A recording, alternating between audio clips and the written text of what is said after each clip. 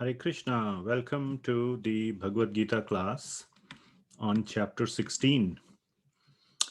So, uh, we didn't have a class last week, uh, but we are continuing from chapter 15 this week. And chapter 15 was done, so now we will start chapter 16.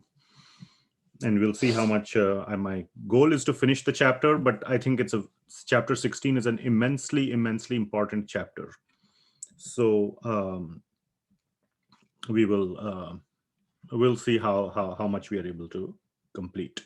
But before we go forward, we will recite the Mangalacharan prayers to invoke and request the mercy of previous acharyas of Srila Prabhupada and all the acharyas in the disciplic succession, Lord Krishna, Lord Sri Chaitanya Mahaprabhu, and all other devotees, so that we can understand these topics, so that these topics sink into our heart, and so that we can apply these topics in our life.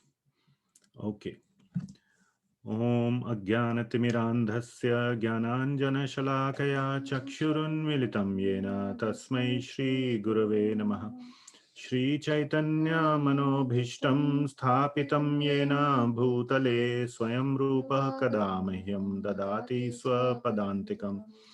Vandeham Shri Guru Shri Yuta Padakamalam Shri Gurun Vaishnavamscha.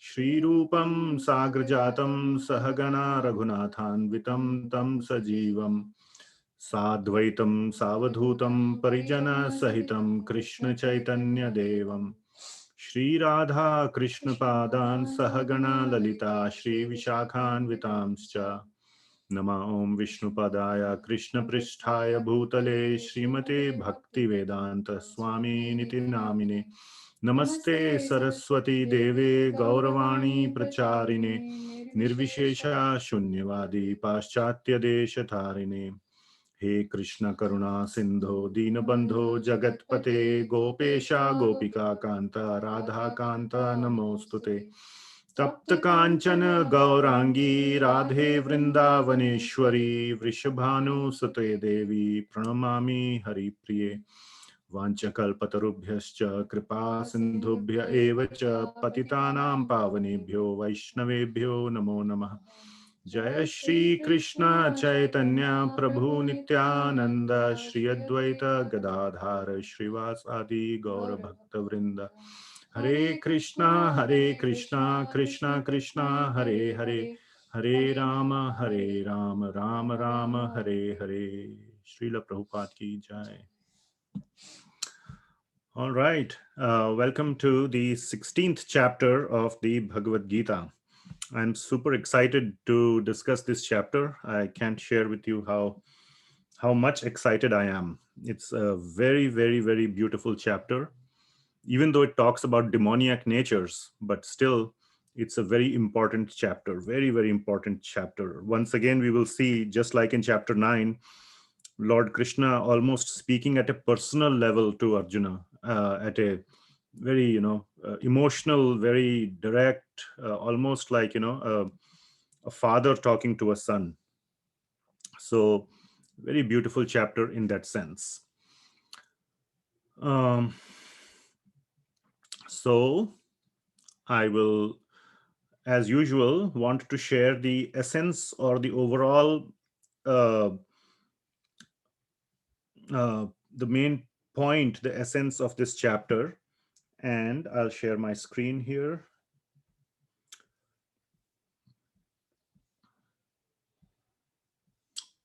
Okay. Can you see the screen? Yeah.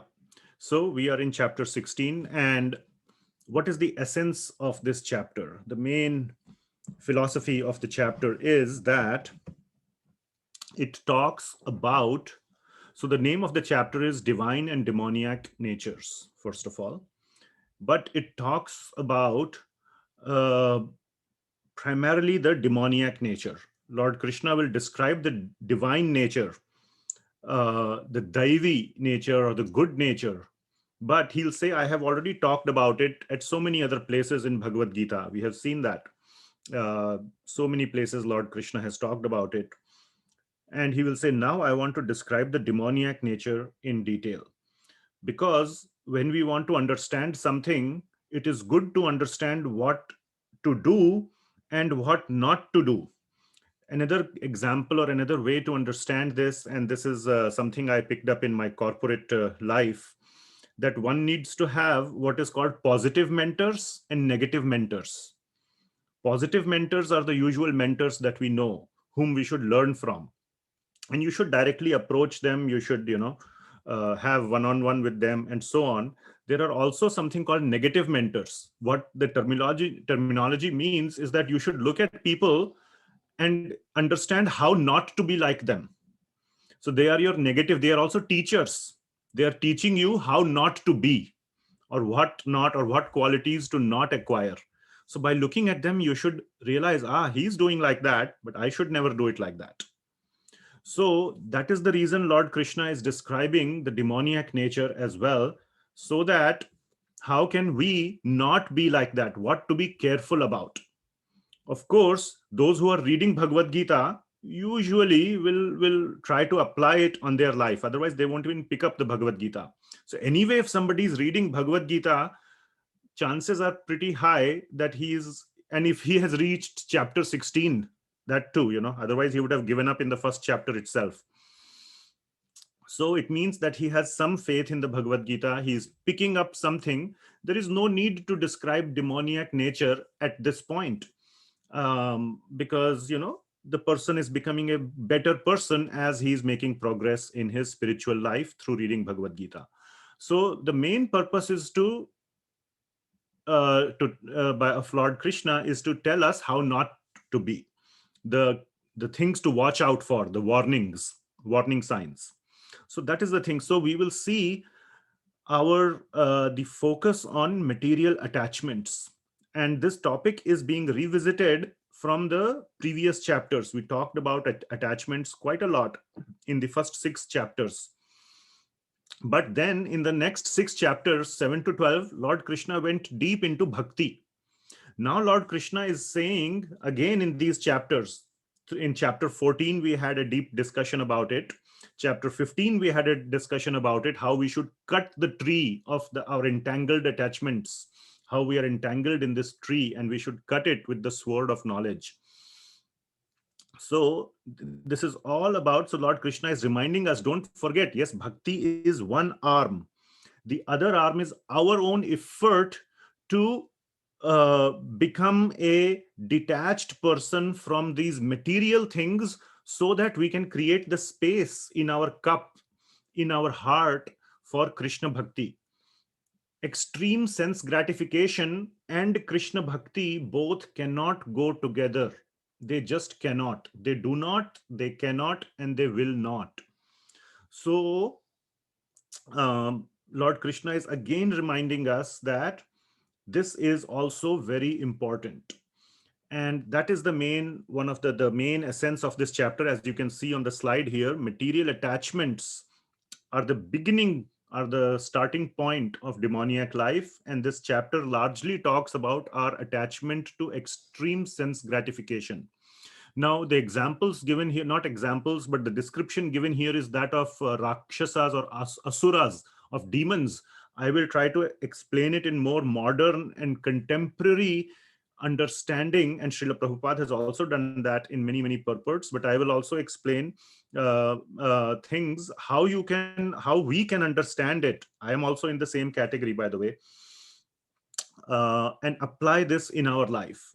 So how to find ourselves? So one of the key things of this chapter should be for us to find ourselves in the descriptions given. So this bullet that I have here, find yourself, I should actually make it bold and highlight it also. This you must do. As we are going through this chapter, you must do this, what I have highlighted.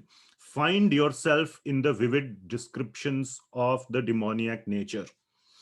And so that is that whole thing, attachments and what not to be or who not to be is one focus. So these 3 bullets over here is one big focus. And towards the end, even though it is covered in very few verses, but Lord Krishna will clearly describe the importance of Shastra, that we should put our faith in the scriptures and follow scriptures. This is extremely important. And this whole theme will continue in the 17th chapter as well. So these are the two main big points of the 16th chapter. I will go to the next slide and we will start with the chapter. So this is the section summary. There are 24 verses. And as you can see, there's a big section here from 7 to 18. So almost 12 verses are there, 7 to 18.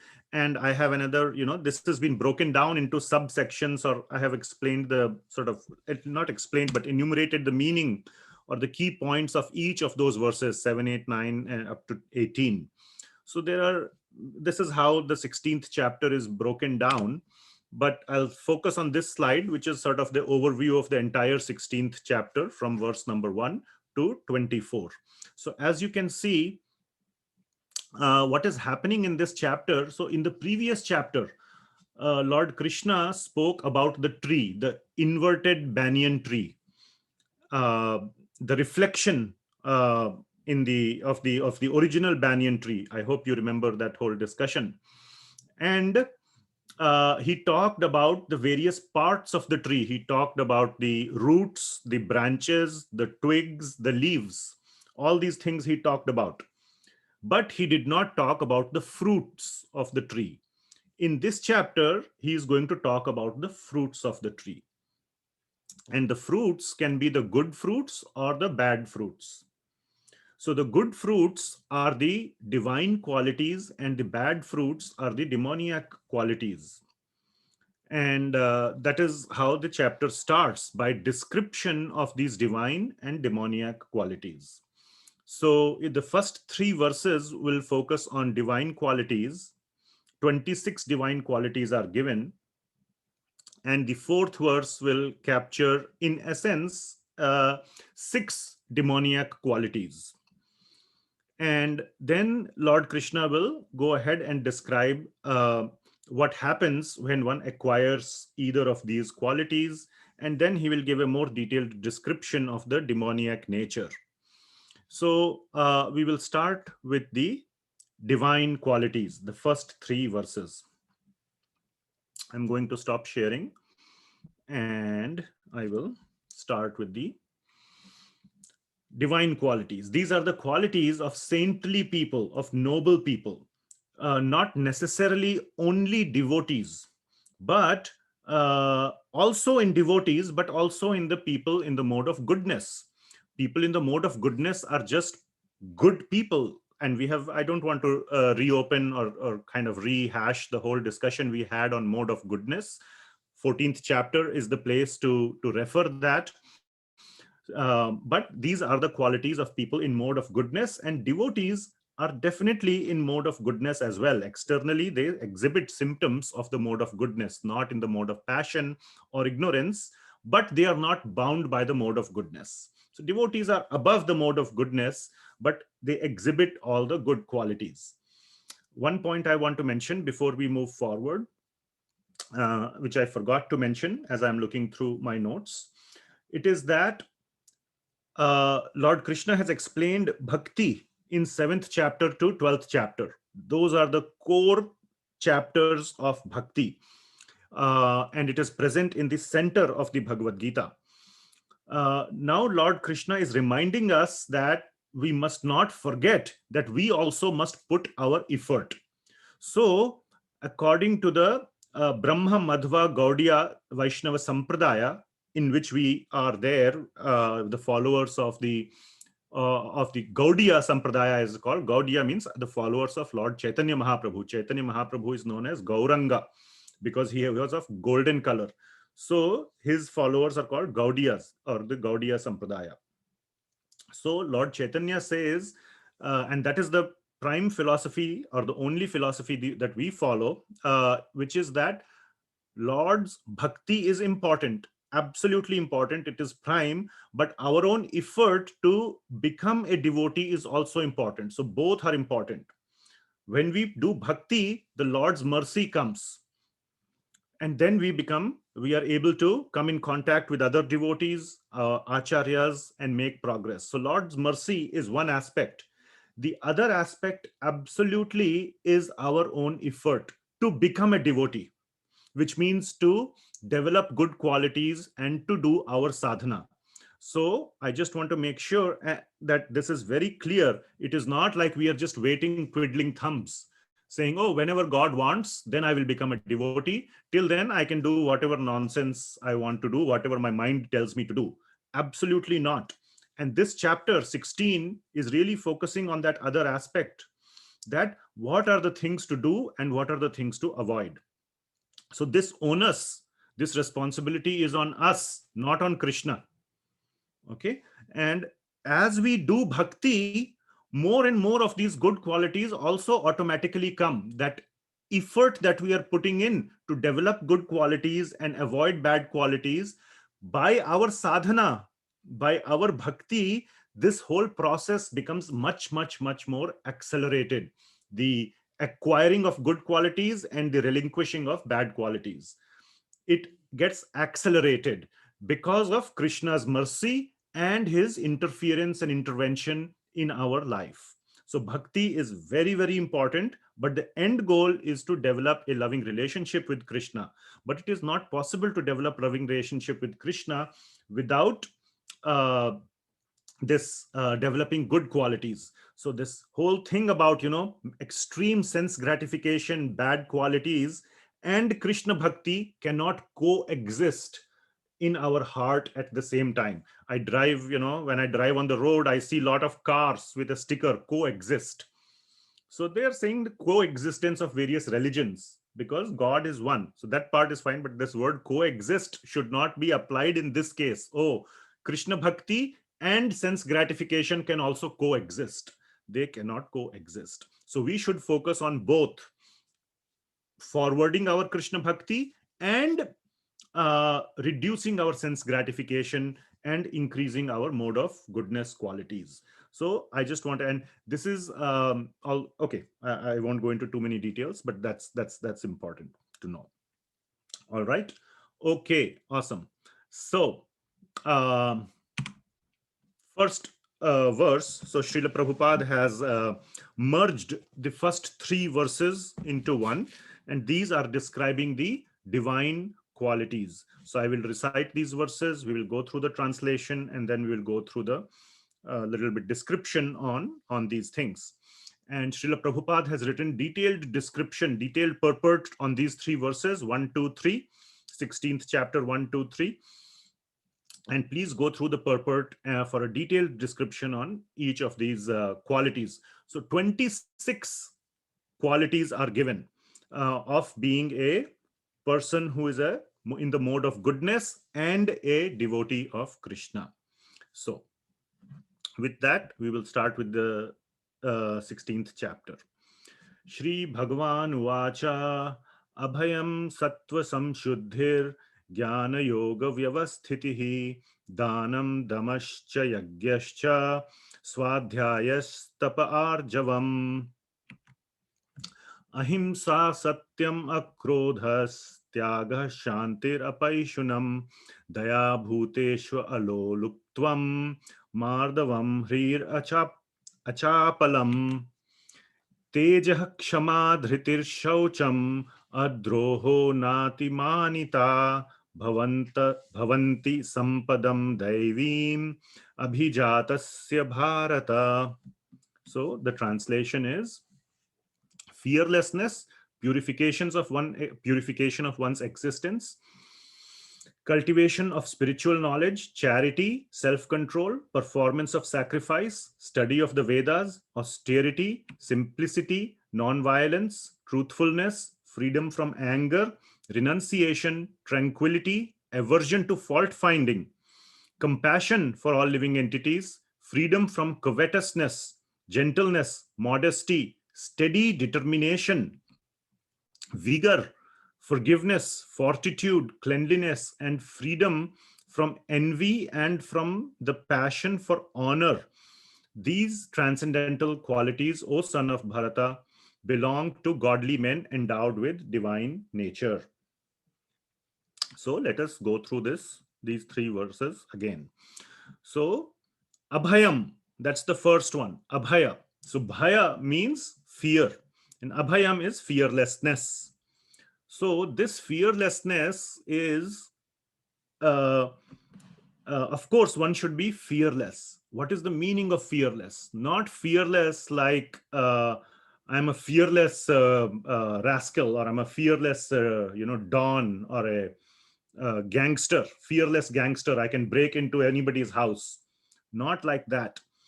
It's not about breaking the laws or fearless like that, like a demon, but fearlessness because of one's dependence on Krishna or on God. The dependence on Krishna is what causes the real fearlessness. We will see what these demons who are so called fearless, oh, I am the boss, I am the Don, they are also fearful all the time. So it's not that we don't care about the laws. The point is that we should care about God. And dependence on Krishna or God provides the highest fearlessness. Is there a example of a fearless person like this? Anybody can cite from the scripture a prime example, probably the first example that should come to your mind of this kind of fearlessness due to complete dependence on Krishna.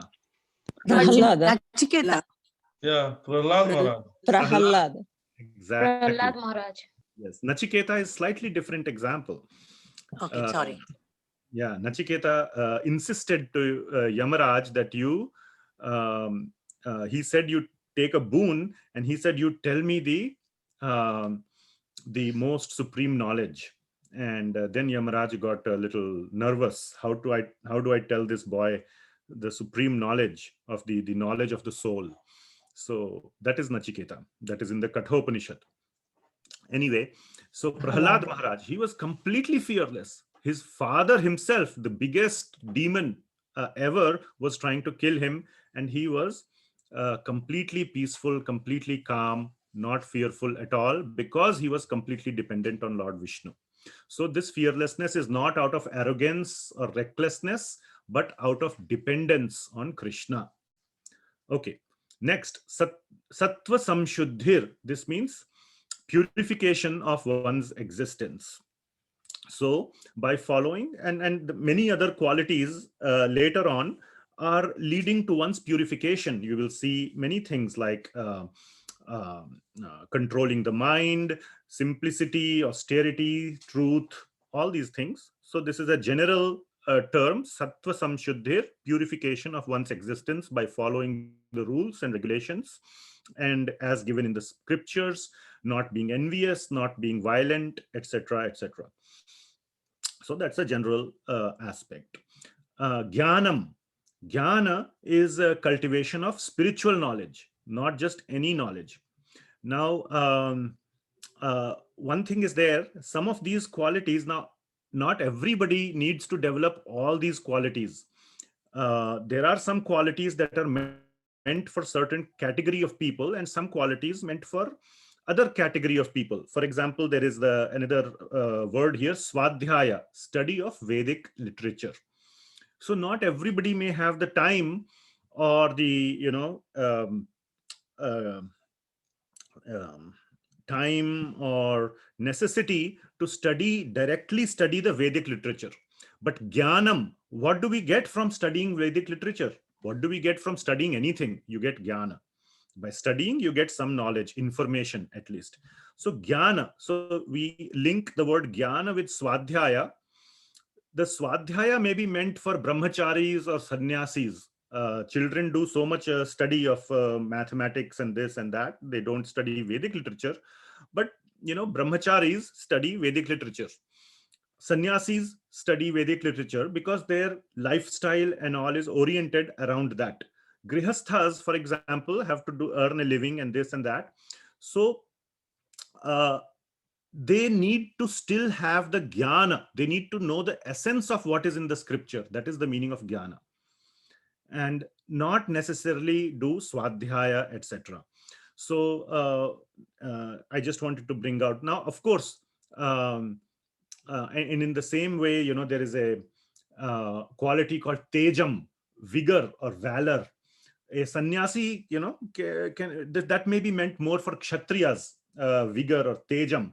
But of course, sannyasis also have teja. They are shining brightly because of their devotion to Krishna. Similarly, danam, charity, is meant mainly for grihasthas because they are earning money, and they should donate the money so that the sannyasis and brahmacharis and all can do svadhyaya and give us the essence of the knowledge through some small classes or small books that we can read in a summary format and understand. We don't need to read all the big literatures. So that is the understanding. Dana is for grihasthas, swadhyaya maybe for brahmacharis and sannyasis and so on. Now, of course, a sannyasi does jnana dan. He donates knowledge. He's not supposed to collect money. He will not say, oh, $20 entry ticket for this Bhagavad Gita class. Spiritual knowledge should be disseminated for free. Of course, those who are receiving, the guideline is to give some dakshina or some donation, but that is voluntary, purely voluntary.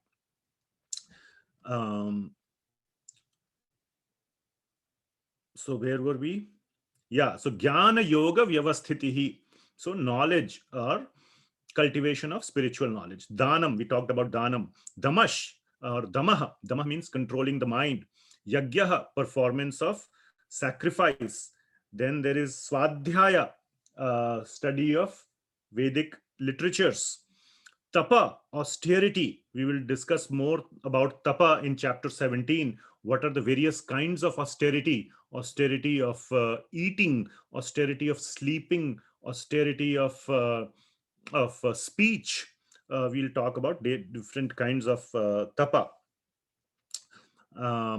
Arjavam, that's very important. Arjavam is simplicity. So this, I would just want to stress a little bit more on this. Devotees and people in mode of goodness, like pure goodness, not Shuddha Sattva, they are the self-realized souls, but in mode of goodness, in Sattva Guna, as well as the devotees, the bhaktas are very simple. They don't do double speak, something in the heart, something in the mouth. Now, this is something we all do so much. I mean, I can see in my own life, and I can, I'm sure everybody has seen in other people and in yourself so much, thinking something, speaking something, and not being transparent, manipulative, trying to manipulate others, trying to somehow or the other convince someone to do something for you, which that is not right, and all these things we must avoid. Somebody will ask a question, and I was speaking on this topic sometime earlier in some different context, and somebody asked, oh, then we might get cheated, so we have to protect ourselves from getting cheated, so we have to be careful, our guards need to be on, we need to not say everything, we need to be very careful, we need to think something and then speak. Devotees are very simple, and yes, sometimes devotees may get cheated, and but that is okay.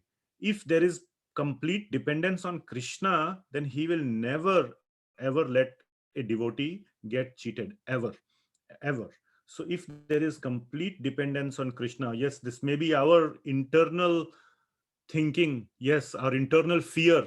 Therefore, arjavam, or the opposite of arjav, the manipulation or duplicity, is our insurance policy from getting cheated. But we should give up that insurance policy. No need for insurance policy, because we have the supreme insurance policy, which is what? Krishna. And he will protect us, and therefore devotees can be completely simple. What is in the heart is on the mouth. No duplicity, no double speak, no nothing. Just say what it is, and you yourself be completely truthful, and you speak the truth, and Krishna will take care of all the, of your well-being. So this is very, very, very important quality, arjavam, simplicity. Going to the next verse. Ahimsa satyam akrodhas. Tyagah shantir apaishunam. So ahimsa means non-violence. Of course, Mahatma Gandhi is big, on ahimsa and all. So we all know what is ahimsa, non-violence. Now, what people don't understand is that it is not uh, only referring to violence on others. It also means violence on yourself. What is the violence we are doing on ourselves? Srila Prabhupada says this, and not many people will say this. Srila Prabhupada directly says that by not being Krishna conscious or by not being God conscious, we are committing violence on ourselves. That is violence. Because we have got this great chance of human life and we are simply wasting it. And that is violence.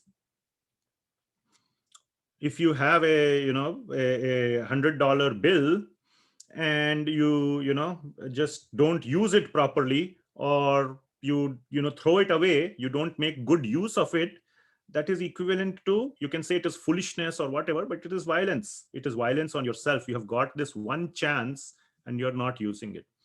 And definitely not towards others, neither towards human beings, but not even towards animals or plants also, not even plants. Now somebody may ask, we cut the plant and eat it. We are so much talking about vegetarianism. So how can you be vegetarian? You have to eat the plant without committing violence on the plant. The answer to that question is that we should not. In the 3rd chapter, it is said, what is that verse? Yagya shishta sinasanto muchyante sarva kilbishai bhunjate te agham papa ye pachanti atma karanat.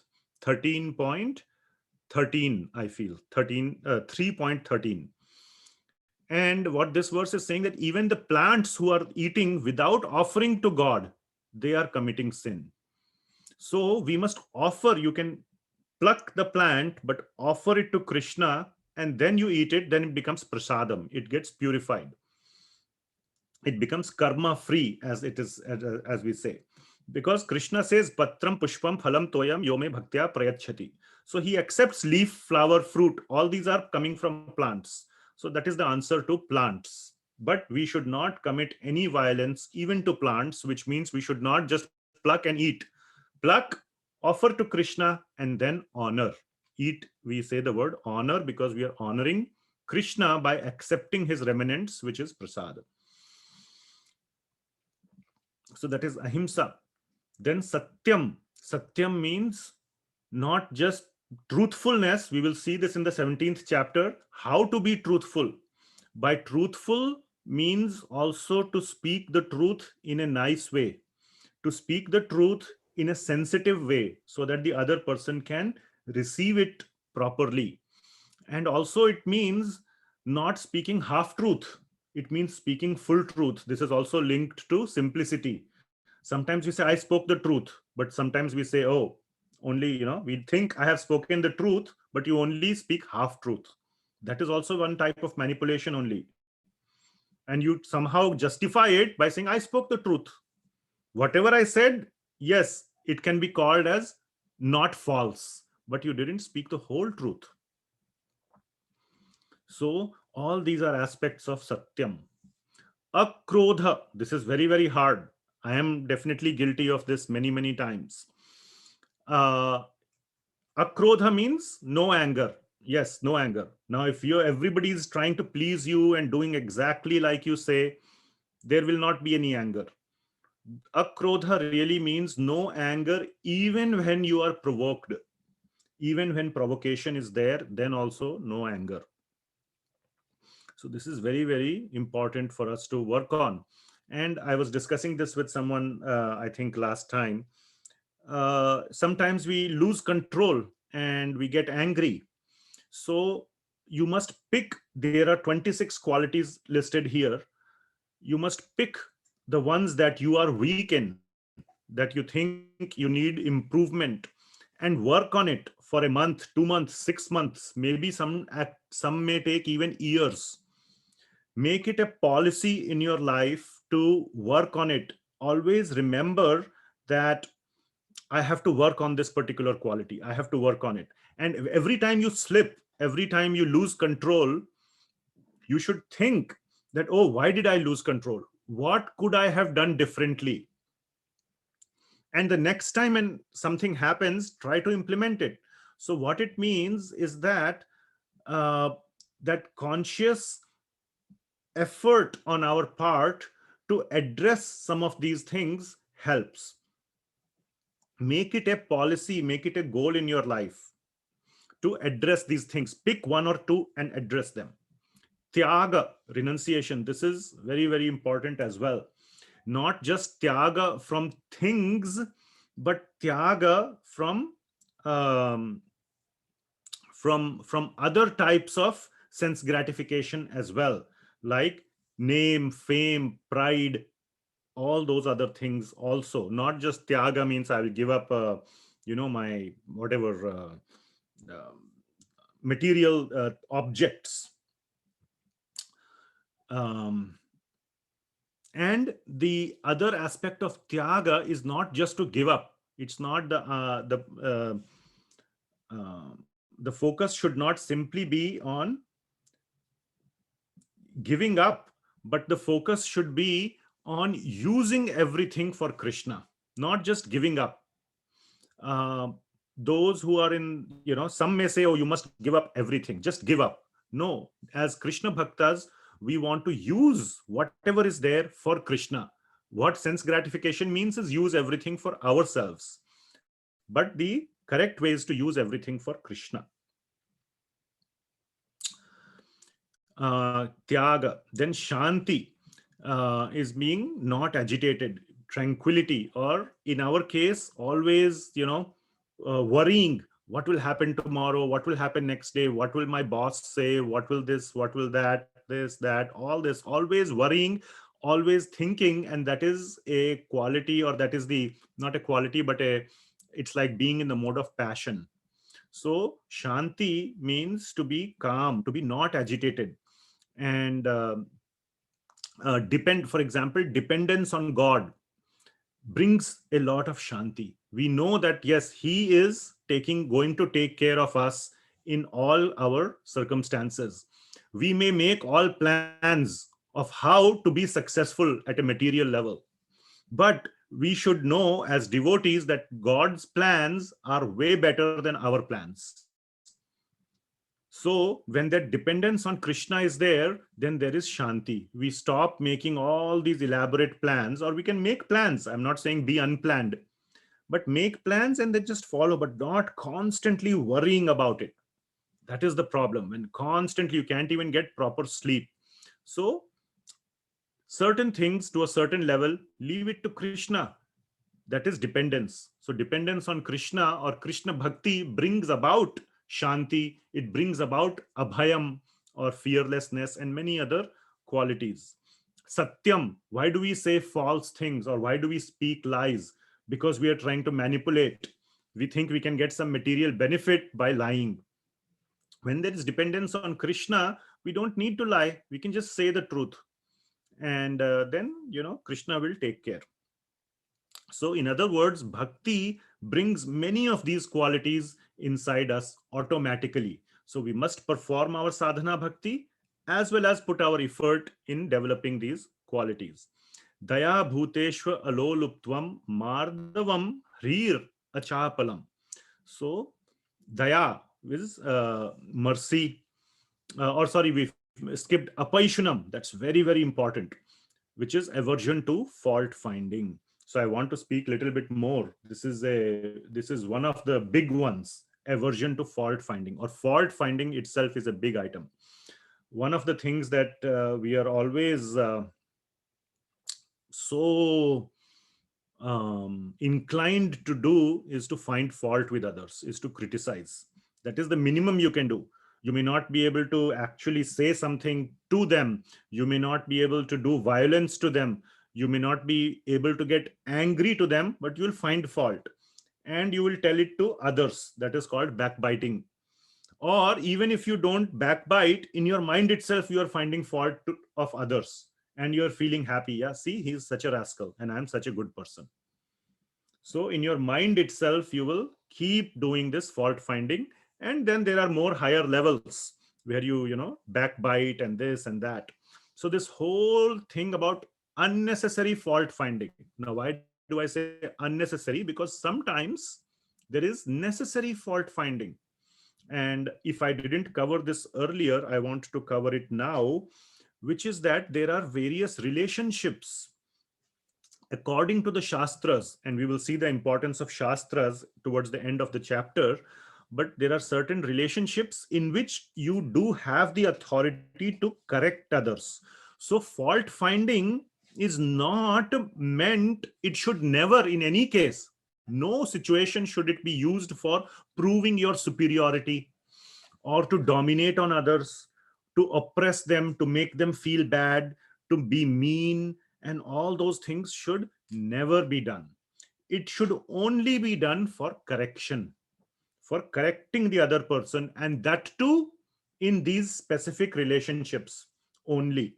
What are those relationships? The relationship of a parent. Parents are supposed to correct the child.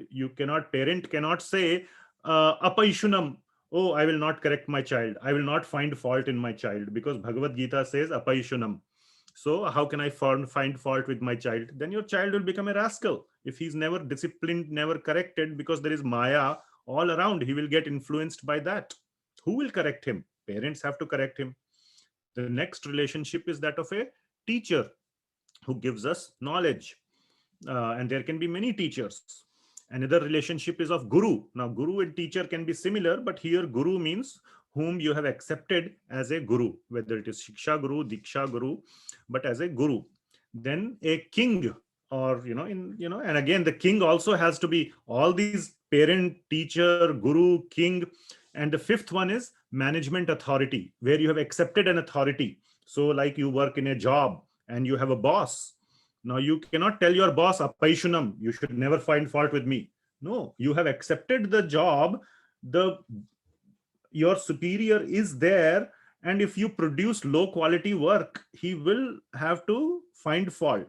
Now, of course, if he is also Krishna conscious, he will not do it to make you feel mean, make you feel bad, or to kind of oppress and subdue you, but he should do it for correction as well. So in all these cases, the other person should also be, it may not, this thing may not apply for one who is completely demoniac. So if a parent is, we have seen in news so many times, these horrible news articles come, how parents are mistreating their children. So that's not allowed at all.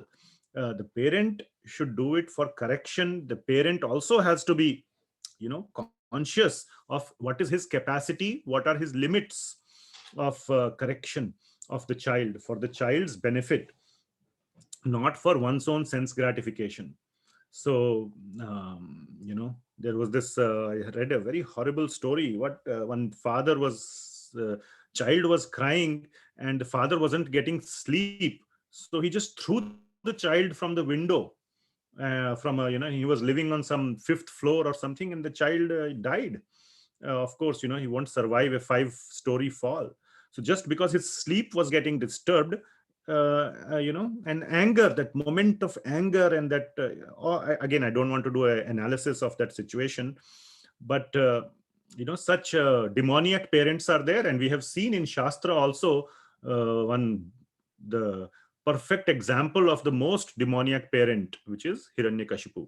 This story of Prahlad and Hiranyakashipu is extremely, extremely instructive. So many things are covered there. So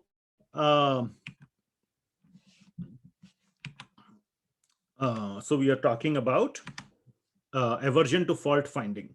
Now, one more case I want to talk about fault finding or criticism, which is criticism of Vaishnavas or Vaishnava aparad. So we must never, never, never criticize any Vaishnavas. And for that matter, if I extend that logic, we should never criticize anyone, because we do not know who is a pure devotee of Krishna and who is not.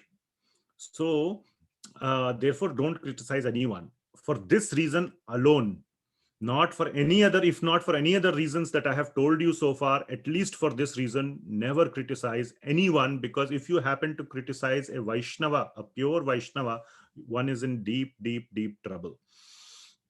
Because, and sometimes we may see a Vaishnava, a pure devotee, doing something or this and that. uh, Even in our mind we should not criticize. Now, of course, through the Srimad Bhagavatam classes, you have heard that in Kali Yuga we have a discount. We have a great benefit that by thinking you cannot commit sinful actions, only by doing you commit.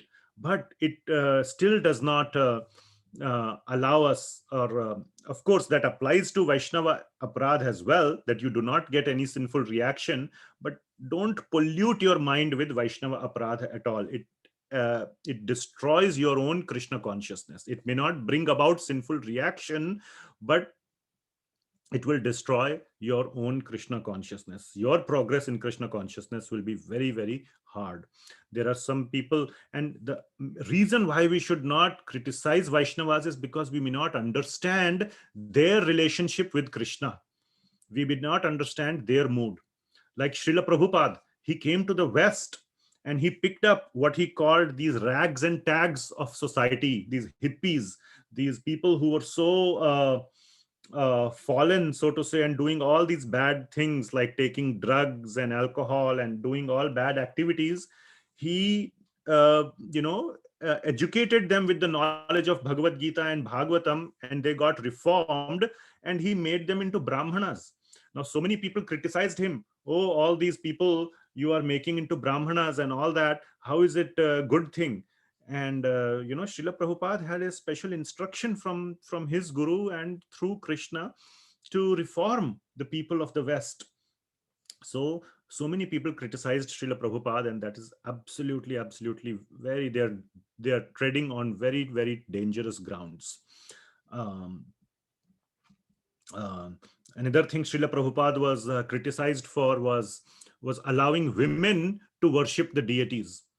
So again, there is no instruction, no injunction in the in Vaishnava literatures to where women are banned from worshipping the deities. There are, on the contrary, so many wonderful examples, so many wonderful women: Kunti Maharani, Draupadi, Devahuti.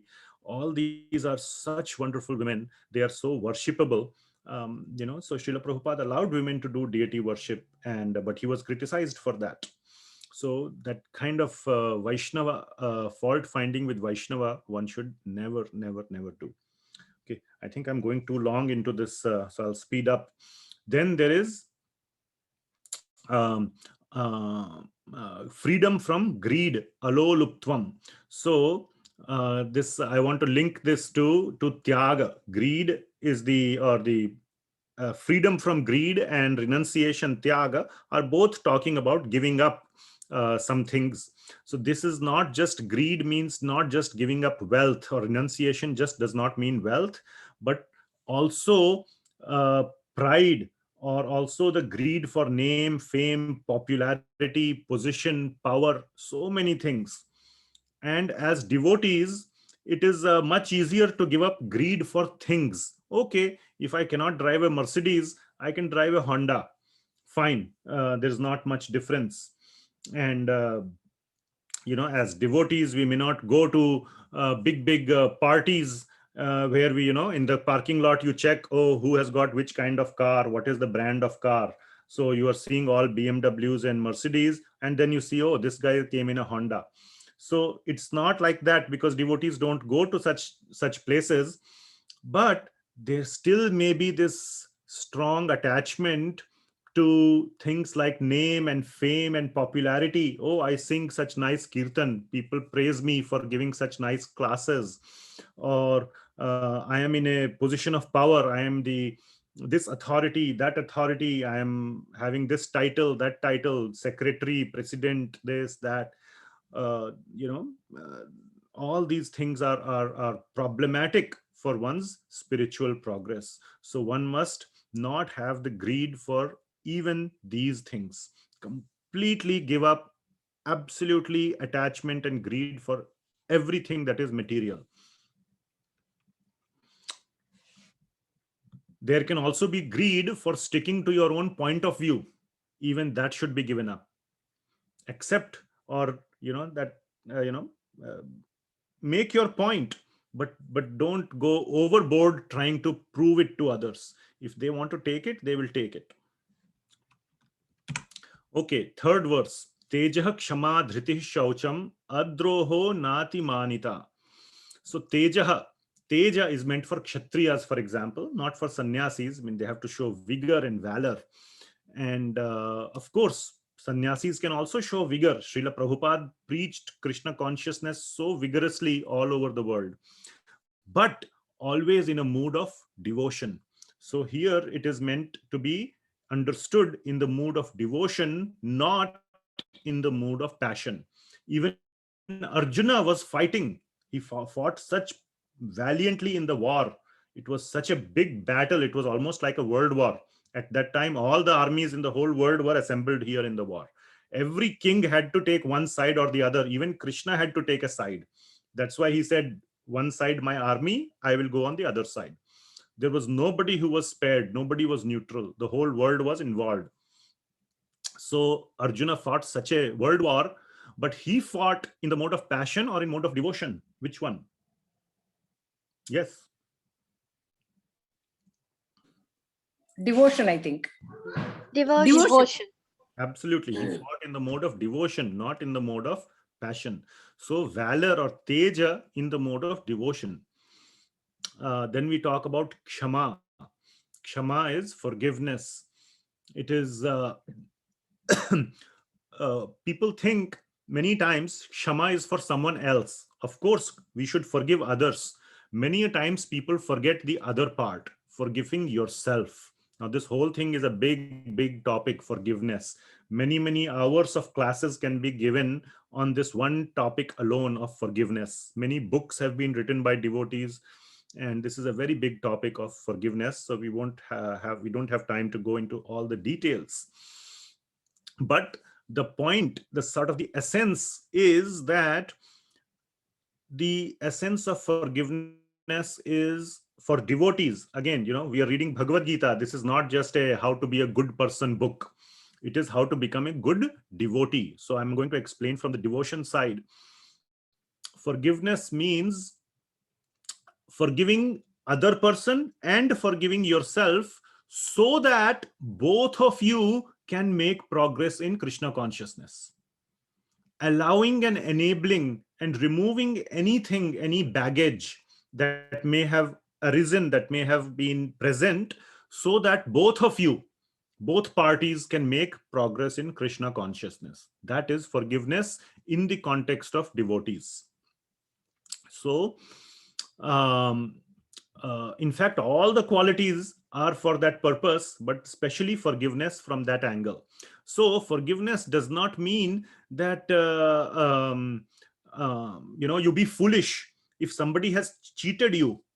Okay, let's say somebody robbed you, really cheated you. He told you that please give me $5,000, I will return it, and he did not return. And he is a rich person, he made money, he can easily return you. You can see that, but he's not returning your, or whatever. Now that thought itself in your own mind is a hindrance to your Krishna consciousness. You forgive the other person. How to forgive? There is, many things that we can talk. But the point is, those $5,000 are more important, or your Krishna consciousness is more important. So forgive and move on. Of course, it doesn't mean don't ask, don't do certain steps, but do certain steps, but don't overdo, and don't constantly make it such a sore point where it prevents you from making progress in your Krishna consciousness. And similarly for the other person. So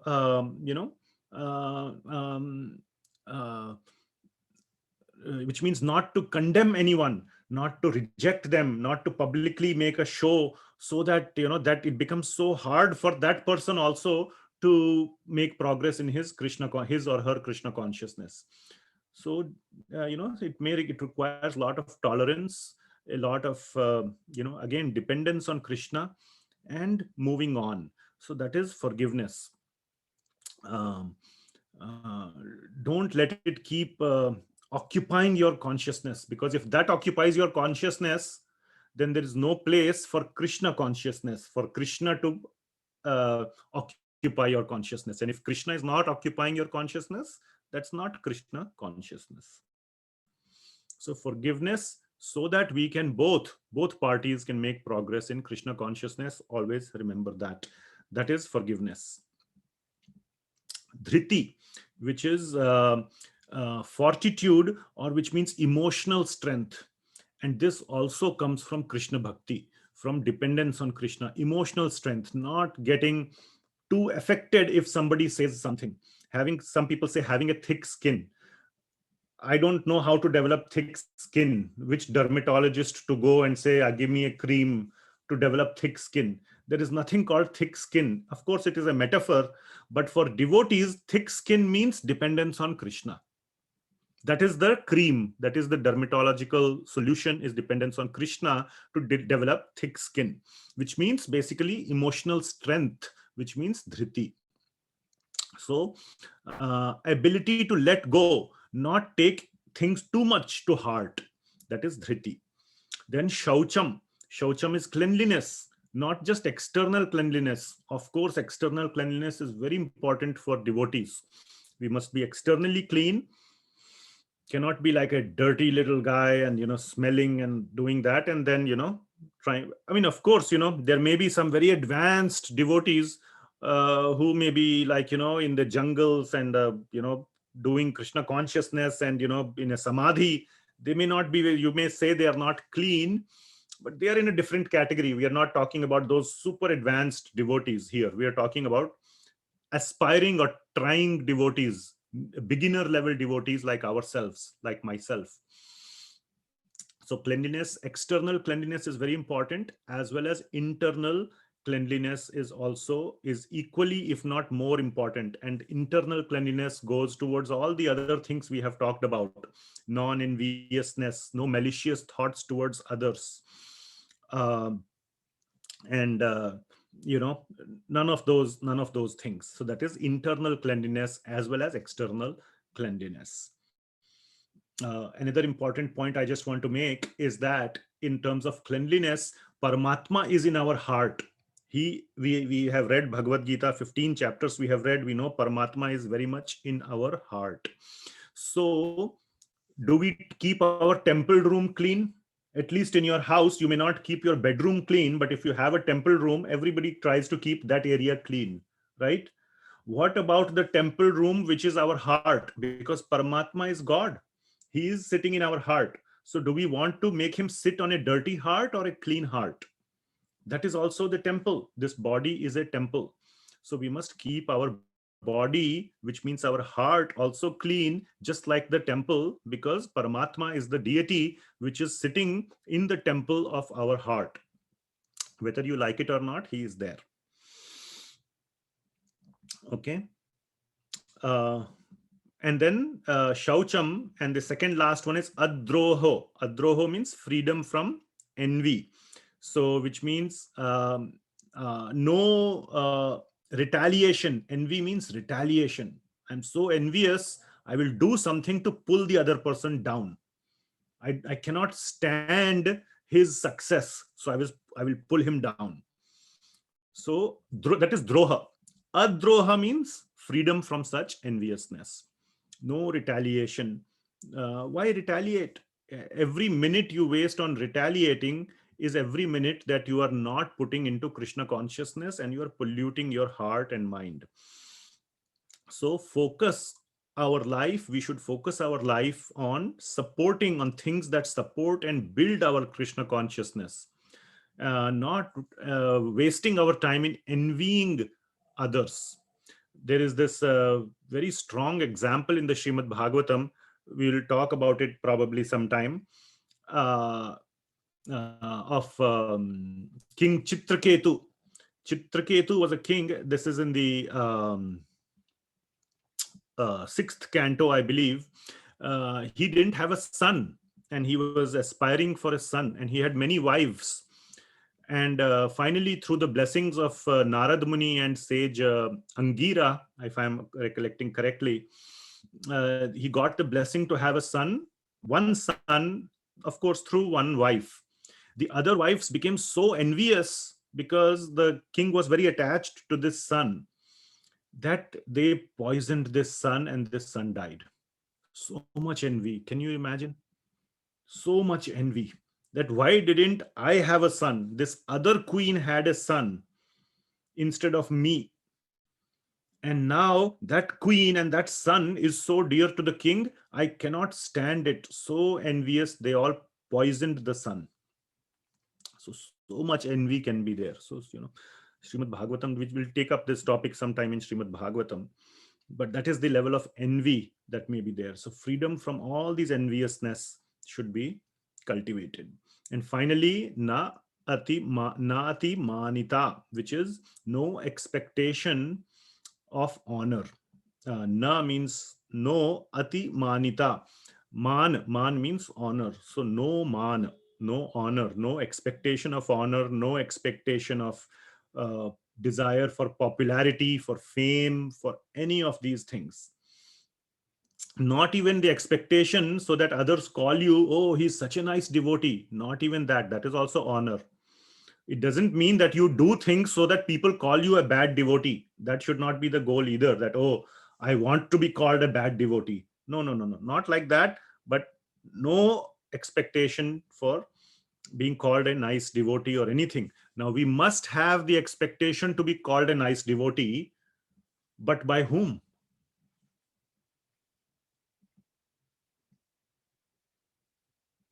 By Krishna. Very good. Krishna, our goal should be to make sure Krishna is able to see what a good devotee I am, not other people. And of course, our Guru as well, because Guru, that if you have truly accepted the Guru as your Guru, not if you have accepted your Guru as some powerful person so that you can influence him, you can try to cast a good impression on him so that you will get some benefits, some material benefits, like, oh, the Guru will recommend, and then I will become the president, or I will become the secretary, or I will become this, I will become that. Not like that. So Guru as a representative of Krishna and Krishna himself, we must definitely aspire to be noticed by them, not by at a material level by anyone. Both of those, Guru and Krishna, are at a spiritual level. So we must stay humble. We must be, and of course, not be noticed for humility. Oh, he's so humble. No, not even that. So basically, we must do the same things, but the point is, with what consciousness are we doing? Are we being humble with the consciousness to be noticed, or with the consciousness to truly be humble and develop the quality of humility? So consciousness is everything. So that brings us to the end of the 26 qualities. Bhavanti sampadam daivim abhijatasya bharata. So that these transcendental qualities belong to the godly men endowed with divine nature. Daivim, abhijatasya daivim, which means who is born with these daivim sampadam, with these divine qualities. So these are the divine qualities.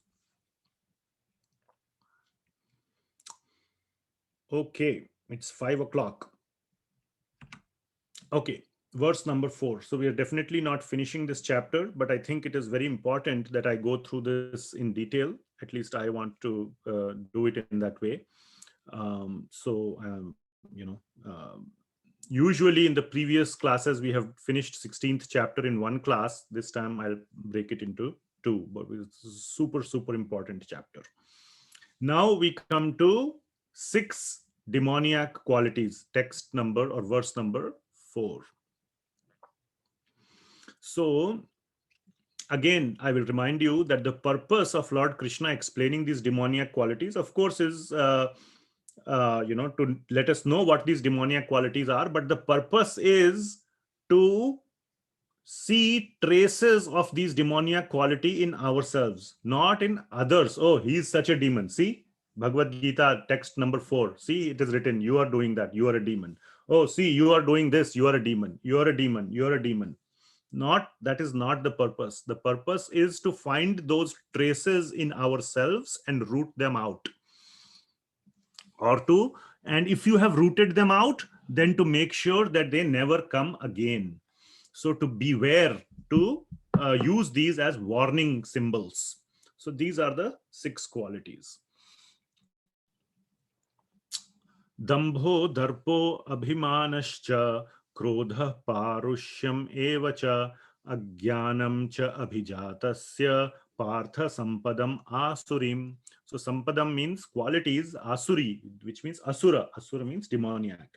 So these are the demoniac qualities. So what are those demoniac qualities?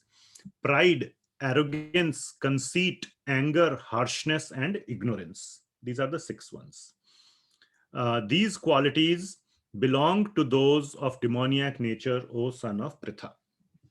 So what are these qualities? Dambo, darpo, abhimanascha. So damba, darpa, and abhiman. So damba means pride. So we must be very careful as devotees. Now again, my whole explanation will be as devotees, how should we deal with this verse? So as devotees, we should not get pride in our heart. No pride, even for Krishna consciousness, that I am a great devotee of the Lord. And especially we think, and I have seen myself doing it, oh, I am a devotee of the Lord, so Lord will, punish those people who do Vaishnava aparadh to me. I am a Vaishnava, I am such a pure Vaishnava. If he is doing some aparadh to me, I am the judge, by the way, of him. You did aparadh to me, so I get to be judge, and God will take care of you. That is so much pride. That is, then it means one is not a Vaishnava if one is thinking like that. So one should never demand that Krishna protect his devotee. You just love Krishna. You never, when Prahlad was depending on Krishna, he was not demanding Krishna to come protect him. He was just depending that whatever you do, Krishna, is good for me. Whether you keep me alive, whether you let me die, whatever you are doing is good for me. Not like, oh, you must protect me. Okay, so that pride should not be there even for devotees. I am Krishna's devotee, now God will protect me, or anything like that. That kind of pride is not good. Also, one should never make a show of devotion. And that is also one kind of pride. Out of pride, really, there is no devotion, but one may make a show of devotion and make oneself proud. That is called pretense. So you may gain popularity among people, but you will not gain popularity with Krishna. So, one thing to note is that it's okay to have some shortcomings in your life, in your qualities. In all these qualities that we have discussed, it's absolutely okay to have shortcomings. You need to be okay with those shortcomings, not beat yourself up and not pretend to not have them. But what you should do is that you should very sincerely and seriously pray to Krishna, perform your sadhana, pray to Krishna to remove those shortcomings, plus keep putting your own effort to removing those shortcomings. That is what you should do. Do not try to hide your shortcomings in terms of like pretending or acting, and do not try to victimize yourself. Oh, I'm such a bad devotee. I'm such a bad devotee. Not like that either. And the worst thing is to not even have that desire to overcome the shortcomings. So always there should be that desire to overcome our shortcomings. So pride, that is dambha. Darpa means arrogance. This is the next level. So these 3 words, damba, darpa, and abhiman, are in 3 increasing levels. So I will explain the subtle difference between these 3. So this is damba, is pride. Darpa is arrogance. Arrogance means how pride shows up in our behavior. Okay, we are internally pride. Pride is a matter of our mind. I am proud. I am proud of all these things. Now it shows up externally. How it shows up externally? It can be in our, many different ways. That is called arrogance. You become arrogant in your speech, in your body language, in so many things. Even in devotees, sometimes, one is proud. Oh, I'm a senior devotee. So if two devotees are passing by each other, oh, he must say Hare Krishna to me first, then only I will reply Hare Krishna. If he doesn't say Hare Krishna, I will just walk past, because it is his job to acknowledge me first. That is arrogance. One should be very, very humble, have no this thing, I'm senior, junior, this, that, nothing. So or being condescending, one can never come down to the level of the other person. I am big, I am higher, I am senior, I am this, I am that. That is that arrogance, condescending nature, so which shows up externally. And then abhiman means, basically it means excessive pride, conceit, or excessive pride. But it means not only we are showing arrogance, you take it to one notch above. What is that? You expect others to acknowledge your pride. There is expectation from others to acknowledge that yes, you are superior. That is abhiman. So that these are the three levels: damba, darpa, and abhiman. So damba is internal only, darpa is our actions on others of arrogance, and abhimana is expectations of others' actions towards us, which is consistent with our pride and arrogance. So we expect those actions from others. Now, when that doesn't happen, when others don't give you what you are so much looking for, what happens to you? What is your state? Krodha. Krodha. Yes, that's the next one. Krodha comes. You become angry. So the result is anger. If they don't do that. So there is this wonderful example in Srimad Bhagavatam of Krodha, of this person called Daksha. Daksha is one of the original sons of Lord Brahma. Very, very, great personality and so on and so forth. But somehow or the other, he fell down and developed this great pride. So one time, cutting long story short, Lord Shiva was sitting down and meditating, and Daksha came into the scene, and Lord Shiva did not get up. He was meditating. He was absorbed in meditation, and he did not get up. And Daksha got so angry at Lord Shiva, and he said so many bad things. So that is Krodha. Because he expect, not only you have it in your mind, not only you show it in your body language and your arrogance, but you expect the others to do something about it, which means to get up and do whatever, show their respect. So that is abhiman. And when you don't get that, result is krodha. Parushya is speaking harshly or harshness in our dealings. So in krodha, one of the things that happens is speaking harshly, which also Daksha did, spoke very bad words to Lord Shiva. So devotees never speak harshly, ever. There is absolutely no circumstance where devotees should speak harshly. So I know I have spoken harsh words to others in the past, and I'm sure many of you might have done that as well.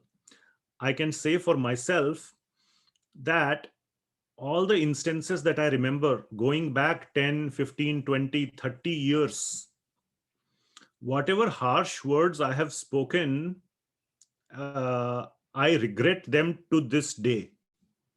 I wish I had not spoken them. I never regret not being harsh ever. Oh, 5 years ago, I should have been harsh, but I wasn't harsh. Oh my God, what an opportunity I lost. Nobody, I guarantee you, does anybody think like that? Nobody regrets not being harsh Everybody regrets whatever, whenever you were the most harsh, whatever you remember. I'm sure people regret that and they wish they can somehow take it back. Is that true? Has anybody ever regretted not being harsh? Has anybody regretted being harsh? Yes. Yeah, I can see Yes. people Yes. nodding their head. Yes. Yes. Yeah. Yes. Absolutely, yes. So harshness should never enter your your nature, and definitely it is not conducive to devotion. Now again, it is very hard. We must apply. Sometimes, we lose control. We may get anger. We may say harsh things. We must make it a point to analyze that. Make it a point when you are alone, when you are maybe sitting in the bathroom, you are alone. Everybody is alone in the bathroom. That's why we lock the door. That is one place where you are definitely alone. Use that time to think why I was. Don't look at your Facebook or WhatsApp. That's new thing. And these days, uh, people take their phone into the bathroom. So use that time to think and analyze what will you do next if such a situation happens. Okay. And sometimes I will tell you one thing that I do, which is that mostly you see you are maybe harsh with this person or that person or that person. You can see their commitment that I am being harsh for something they did or did not do, or whatever may be the situation. Look at all the other good things they have done. And then you will look at them at a human level and look at yourself. How many times you have missed or slipped and they were not harsh to you. So think of all these kind of things, all these situations, and you will very easily come to the conclusion that being harsh is highly unjustified. And many other strategies you can come up with. And finally, um, and by the way, I want to add one more point, that parent and child, sometimes krodha is necessary to discipline a child. Definitely. One cannot just say, oh, all this modern technology, you always love the child, never discipline. And, even if you shout at the child, you can call 911 and can get arrested just by, speaking harshly or correcting the child. It's being taken little too far these days, all this political correctness. So parents should discipline the child, but in their mind, the only thing should be for the benefit of the child, not to be mean on them, not to punish them as a retribution or a revenge, not for those reasons, purely to cause contemplation and correction. And as parents, as responsible parents, now there can be many situations of irresponsible parents, but responsible parents know how to do that in a loving way. So it is like I think I have spoken about this before, but it is like an emotional bank account, especially with our loved ones, children, spouse, family members, close friends. It's like an emotional bank account. You cannot just keep getting krodha. Now krodha is necessary, but love is also necessary, which means it's like an emotional bank account. You keep putting love, put so much love, that once in a while when you are being angry, they will realize that actually my father or my mother loves me. My bank balance, emotional bank balance, is so much. Sometimes they may withdraw some money. I will still be having so much balance, so much emotional balance. You will know that they love me. So whenever you are angry for the right reason, they will realize it. So you are basically, the point is, you are only allowed to make a withdrawal if you have made sufficient deposits. If you have not made any deposits, what will you withdraw? So as parents, or as not just parents, but as in relationships, this is very important to treat it like a emotional bank account. Provide so much love, and then for the right reasons, if you have to do correction, then it is allowed. And you should be in control of your anger. You should not become controlled by anger. Use anger as a tool to cause correction. Don't get overcome by anger and throw the child out of the window. Such a, then your whole, that person, is spending probably his life in prison. So he of course killed his child, and plus he ruined his own life completely in just a fit of anger.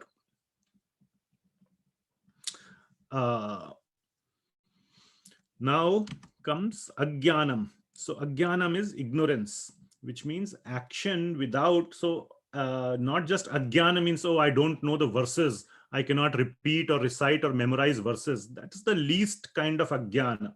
Ajnana means action without knowledge, without contemplation, without thinking first.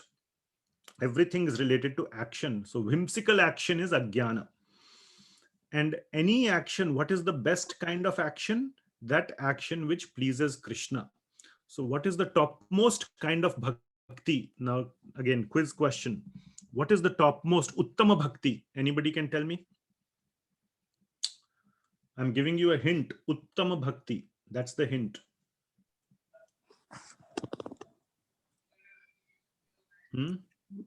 Very important verse that you must, again, this part of Jnana, this is the essence verse. This one particular verse is the essence.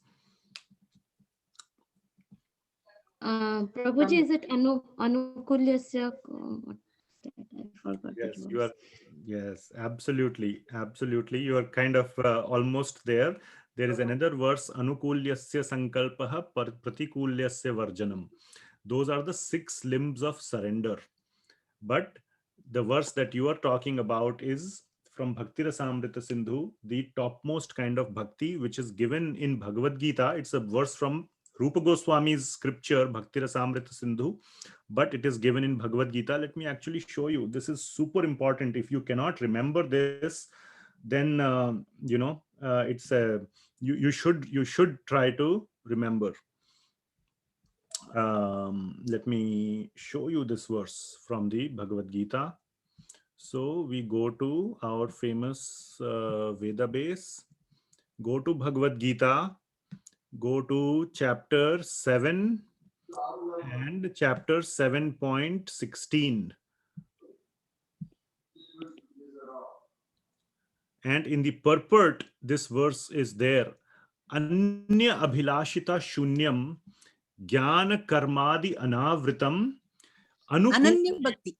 anukulyena krishna anu shilanam bhaktir uttama. So what is the uttama type of bhakti? This is the bhakti uttama. This is what Rupa Goswami is saying is the uttama bhakti, which is Krishna anushilanam. Anukulyena Krishna anushilanam. One which is favorable and pleases Krishna. That is the anukulyena bhakti, without any other motive. Anya abhilashita shunyam. No other abhilasha. Abhilasha means motive or desire. Anya abhilashita shunya means zero. Zero desires for anything else except for pleasing Krishna. No desires for jnana, karma, or anything. Anavritam means devoid of. Devoid of anything to do with jnana, karma, anything material or anything else. The only purpose is to please Krishna. Anukulyena Krishna anushilanam bhaktiruttama. So yeah, thank you, Ananya Mataji. Good job in getting to those key words, Krishna anushilanam. Thank you. So please remember this. This is very, very, very important. Okay, so, and sometimes some of these qualities, like anger, for example, can be used to please Krishna. Any examples? I talked about it yesterday. Is there an example where a devotee of the Lord used anger to please the Lord? Vidura's action. Vidura. Vidura's action, yes, but there's an even more very strong and direct example, which we discussed yesterday. Hanumanji. Hanumanji, yes. Hanuman. He burnt up the whole Lanka, except for, of course, the Ashok Vatika, where Mother Sita was kept. But he put fire in his anger. Of course, his anger was completely controlled, but he wanted to show to Ravana that if a servant of Lord Rama can do so much damage to you, what will happen if Lord Ram himself comes? That was his main point, to show to Ravana that, and same thing with Angad. Angad also said, move my leg. Nobody could move his leg. And then Ravan tried to come and lift his leg. And Angad said, if instead of touching my leg, you should go and touch Lord Ram's leg. So, this is how devotees can use pride. Lift my leg. You will not be able to lift my leg. Pride, abhiman, or krodha, to please the Lord. So that is sanctioned, but they are doing it in a controlled way. They are in control of anger rather than anger being in control of them. Okay, verse number 5. So in this one, Lord Krishna is saying that how we are the mode of goodness, the good qualities liberate us and the bad qualities bind us. So Daivi sampad vimokshaya nibandhaya surimata ma shuchah sampadam daivim abhijato si pandava. So the translation is, the transcendental qualities are conducive to liberation, whereas the demoniac qualities make for bondage. Do not worry, O son of Pandu, for you are born with divine qualities. So divine qualities lead to liberation, which means that they lead to liberation, which means the mode of goodness, again the same point we made in chapter 14, mode of goodness, or the divine qualities are in the mode of goodness. They are the best platform to go into transcendence.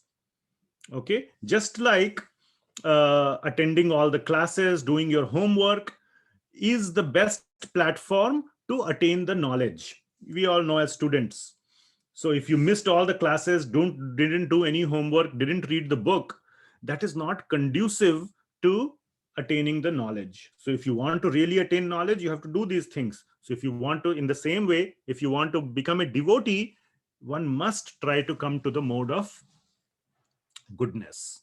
So, and by becoming a devotee, the mode of goodness is further enhanced. And this is a virtuous cycle. Bhakti, mode of goodness. Bhakti, good qualities. Bhakti, good qualities. So by bhakti, good qualities increase. By our good qualities increasing, we become more suitable to do better bhakti, better sadhana, and that further increases our good qualities. So there is this wonderful virtuous cycle. On the other hand, there is a vicious cycle. Vicious cycle, it goes the other way. Bad qualities going down into a demoniac nature. So whereas the demoniac qualities make for bondage. So, we fall down, we go into lower and lower species. You always want to eat meat, or always want to have, sensual sense gratification with the opposite gender, all those things, then you will become you get a body like that of a rabbit or a pigeon who can, do sensual activities much more unrestrictedly than even human beings. Or become a lion or tiger or a wolf, jackal, fox, where the only thing you will eat is meat. You cannot, even if you give tiger, some grass, he cannot eat it. So then Lord Krishna is saying, do not worry, O son of Pandu, for you are born with divine qualities. He's saying that Arjuna is going to fight the war. So because Arjuna will fight the war in devotional mood, not in the mode of passion, Lord Krishna is confirming to Arjuna, you don't fall in the category of demons or asuric tendencies. You are a divine person because you are doing it in the in the mode of devotion. So he is going to act in the Krishna, in perfect Krishna consciousness. So that is the 5th verse. Now 6th one.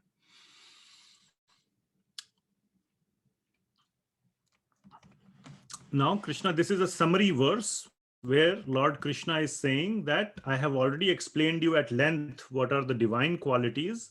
Now the rest of the, or majority of the remaining chapter will be about demoniac qualities. So Dvau bhuta sargo loke asmin deva asura eva cha daivo vistarash prokta asuram parthame shrinu. Translation: O son of Pritha, in this world there are 2 kinds of created beings. One is called divine and other demoniac. I have already explained to you at length the divine qualities. Now hear from me about the demoniac. So through Arjuna, Lord Krishna is speaking to us. So there is no need really. Lord Krishna has confirmed to Arjuna. He has given all these good qualities, bad qualities, and he has told Arjuna, you don't fall in the bad qualities one. So don't ever think like that. You are a perfect devotee. You fall in the good qualities category. So chapter should be over at this point. Why is he going to say, I have explained you the good qualities at length. Now I'm going to explain the bad qualities. Why does he have to tell that to Arjuna? A whole battle is waiting. 2 armies are waiting to fight. And he is just going to tell some so-called unnecessary information to Arjuna. Why is that? Answer is very simple. It is for us. It is for us. Exactly. It is for us. And there is a very nice way to say it. A sensitive or a intelligent mother-in-law, mother-in-law, daughter-in-law relationship is always very tricky, very complicated relationship. So especially in India and all I have seen. So, but a intelligent or a caring, sensitive mother-in-law, if she wants to give an instruction to her daughter-in-law, she doesn't tell the daughter-in-law. She will tell it to her own daughter. Oh, you must do like this, you must do like this, you must do like this. But she will make sure that her daughter-in-law is also listening. But she's telling her daughter. And if the daughter-in-law is also intelligent, she will get it. It is actually meant for me. Just to, not, cause any sourness, to sour the relationship, she is doing like that. So the daughter-in-law is, or if she's intelligent, she will get the message, and the relationship will also be nice, and the instruction will also be passed on.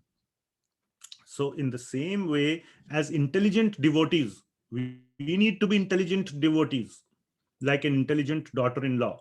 Lord Krishna is being an intelligent mother-in-law. He is telling his own devotee Arjuna, oh, be careful of these bad things. He knows his own Arjuna is such a good person.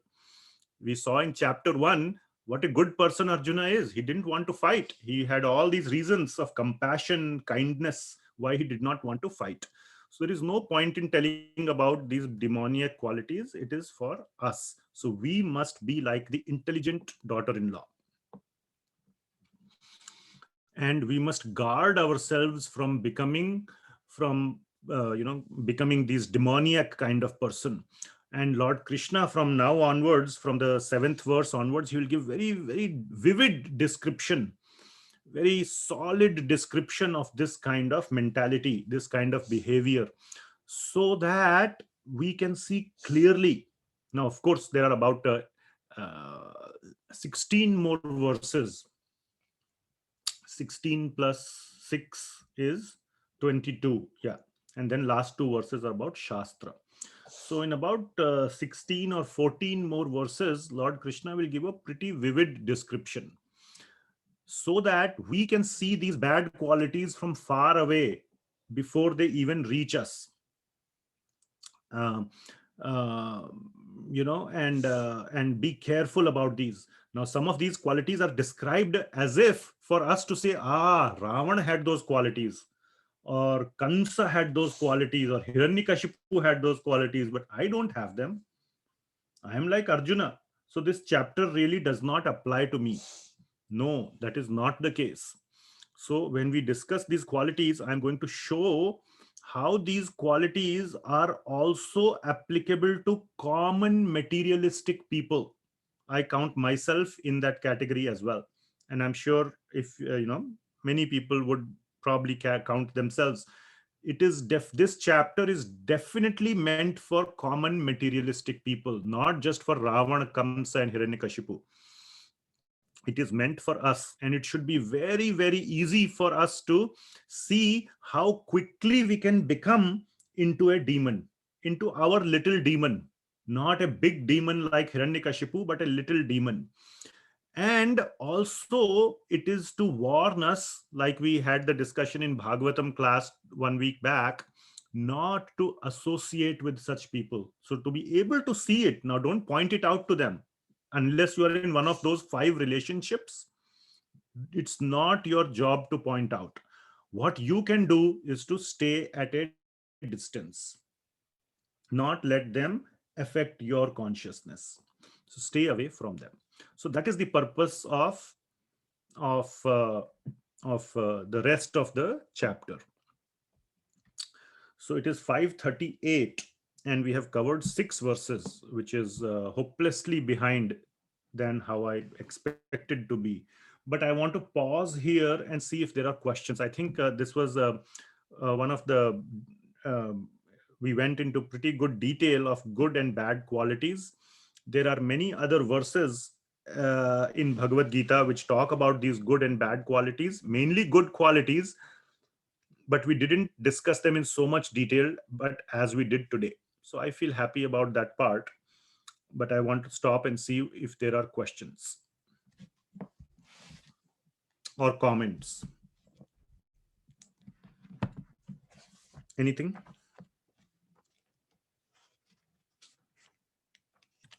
Hare Krishna Prabhuji, Aarti here. Yes, Mataji, Hare Krishna. Yeah, in 16.4, I just read the purport, Prabhuji. So it says that these qualities are born from the wombs of the mothers, Prabhuji, and they grow and manifest as inauspicious qualities. Yes. So couple of ways to understand that. First of all, and we will deal with this topic as we go into one of the future verses where Lord Krishna says that I put a person, such a demoniac person, into a particular type of womb where he takes birth, where he has those kind of that becomes his natural consciousness, or it becomes his second nature. So we will see that in one of the future verses. Also, what was your question about about the being put into a particular type of womb? Based on our so basically the point is that based on our activities, our karma in a particular life, we get the next life, and the next life we get in a particular type of situation, in a particular type of consciousness, in a particular type of species, where we can either forward that same consciousness, because the consciousness is carried along from life to life to life, or we suffer the sinful reactions for that consciousness. Does that make sense? You're on mute, Mataji. Hare Krishna, sorry Prabhuji, it was on mute. So everybody are given the opportunity through free will to correct also, Prabhuji, though he puts them in such kind of bodies or beginnings in the womb. So the sentence that you are reading is, these demoniac qualities are taken on by them from the beginning of their bodies in the wombs of their mothers, and as they grow, they manifest all these inauspicious qualities. So, what was your second follow-up question? Yes, Prabhuji. So that's the reason we sometimes feel very angry, but the same situation, some people will not. And it's like that, right? Kindness shown by us in some situations we do not. And all those qualities are from our previous births, right, Prabhuji? Yes, So, the influence of the qualities are sort of we are given with some baseline qualities. Some people may be born and they are very angry nature. Some people, even if you provoke them, they may be very calm until you provoke them really too much, and then they will become angry. So yes, there are these qualities that are coming from our previous life. However, we absolutely have, at least in the human form of life, in the human species, we have so much, we have pretty good free will, that we can change our conditioning. This is the past conditioning that has been coming along. We do have the power to change it in this life, and that is why it is called that kona bhagyavan jiva. ब्रह्मांडे भ्रमिते कौन भाग्यवान जीवा गुरु कृष्ण प्रसादे पाए krishna lata bij. That we have been wandering in this world, in this universe, taking birth from life to life to life. Very fortunately, somebody comes in contact with devotees and with the Lord's message. So we should all, at least, forget about the rest of the world. We should feel so fortunate that we are coming in contact with Bhagavad Gita, with Srila Prabhupada, and so on. And we should make it a point to use our free will to incorporate and to accept and apply these instructions of Bhagavad Gita in our life and become better persons. So in the human species, absolutely we have the free will to make changes, to change our past conditioning from bad to good. And Krishna is explaining here in so much detail what is bad, what is good. He is not leaving anything to imagination. yes, Prabhuji. Thank you so much, Prabhuji. It was very nice retold. Thank you so much. Hare Krishna. Any other questions or comments? So I wanted to do one little thing, and I wanted to, and of course we have to do our japa as well. But I wanted to hear from few people, maybe those that have been, I see that, our group has stabilized to around 60 to 70 people that are joining every week from whatever, 150 or something we started. And that's usual curve, some people drop out, some people, whatever, it starts with big and then it kind of stabilizes to a stable number. So many of you have been regularly attending the Bhagavad Gita series so far. We have about 4 or 5 more weeks to go. Another week for 16th chapter, maybe 1 week for 17, and 2 weeks or 3 weeks at most, 2 weeks probably for 18th chapter. So yes, you must start thinking how you will sustain your Krishna consciousness after this series is over. Of course, there is the Srimad Bhagavatam series is there. You can come to our Friday readings of the Krishna book. If any of you want any details, you can contact my wife. All of you have her contact. She's the one that organizes everything in the background, sends out the emails and WhatsApps and whatnot. So you can reply back to her. If you are interested in keeping your connection with Krishna consciousness. Krishna consciousness is like brushing the teeth. It's not like you brush your teeth one day and your teeth are clean forever. So our conditioning is so strong, it will take back ourself. It will take a hold of ourself, our consciousness again. So we need to keep it, keep brushing our teeth every day, like keep hearing the message of Lord Krishna regularly. So that is one thing. And of course, then doing japa, doing our sadhana, and shravanam, kirtanam, Vishnu smaranam. These are the things that we should continue to do. These are the essential parts of sadhana bhakti. So we should continue to do that. I want to ask from some of you, those of you who may want to share, maybe we should, I don't want to say I want to force you, but I almost want to force you, almost. Say 1 minute or 30 seconds. Just maybe we never had introductions. Now, when we used to do these classes, we used to do it at our home, face-to-face manner. The benefit now is we can go beyond Portland Many of you are from outside. So, and we never did any introductions in the face-to-face classes. We always used to do introductions. So just maybe, some of you, I would like to request you to unmute, maybe even show your video. And I don't know many of you either. In the previous batches that we did, I knew everybody very nicely because every time I used to see them face to face and know their name and all that. Many of you I don't even know. Some people met me sometimes and say, I'm attending your class, Bhagavad Gita class from 6 months. I say, okay, I didn't know that. So please share with me 30 seconds. Maybe we can have 10 people share today, 10 or 15 people. And just share me how you, what do you feel? We have completed almost 15, 16 chapters. We are almost at the end of Bhagavad Gita. Where are you left? What is your situation? And maybe one thing you can add is, what is the one thing you have learned from Bhagavad Gita? What has influenced you? What has made a mark on your mind or heart the most? Okay. So please share someone, and I don't want to call out names. You can raise your hands. That way we can be more organized, and I can go down the list. In Zoom, you can raise your hand by there's a raise hand feature, or you can just unmute yourself. I can see whoever is unmuted. I can call out your name. So I see Sapan Prabhu has unmuted. Namaste. So yeah, I've been attending the So classes. hold on. What I will do, 1 second, just wait. I feel many of you may be conscious that this is getting recorded. So I'm going to stop the recording because this is not relevant to post on YouTube. So we will end the class from a YouTube standpoint right here, and then you can share. So it will be just private here and it won't go anywhere. So thank you so much. Okay, don't leave. I'm just saying thank you for YouTube viewers.